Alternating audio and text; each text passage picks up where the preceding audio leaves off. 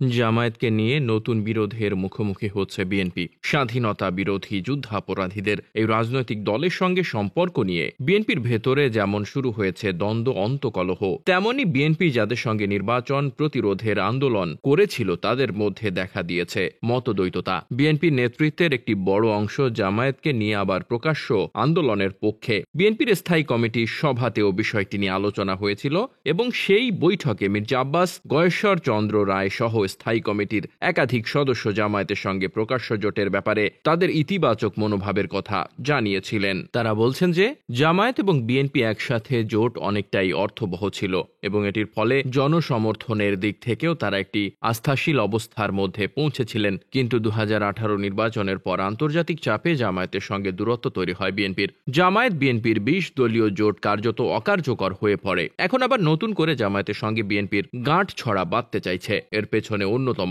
কারণ হল ভারত বিরোধিতা। বিএনপির নেতা যারা জামায়াতের সঙ্গে প্রকাশ্যে ঐক্য গড়ার পক্ষে, তারা বলছেন যে ভারত বিরোধিতার রাজনীতি যদি করতে হয় তাহলে অবশ্যই জামায়াতকে পাশে নিতে হবে।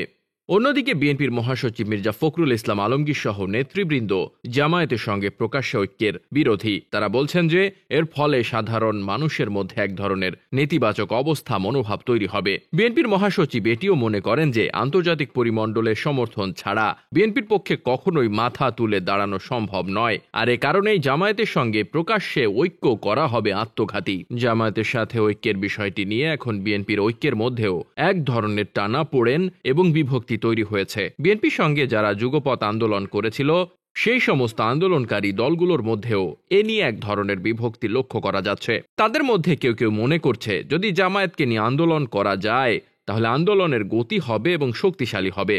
অন্যদিকে জেএসডি, নাগরিক ঐক্য সহ বিভিন্ন রাজনৈতিক দলগুলো মনে করছে যে জামায়াতের সঙ্গে ঐক্যের কোনো প্রয়োজন নেই এবং এই ধরনের ঐক্য হলে সেটি হবে আত্মঘাতী।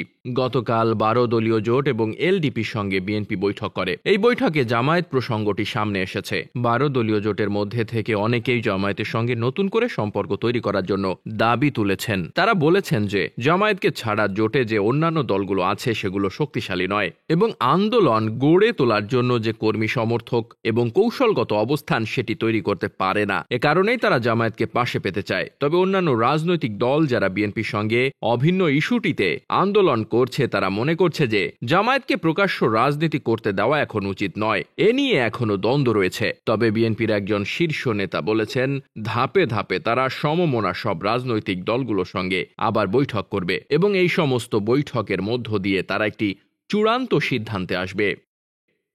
Desk report, বার্তাবাজার।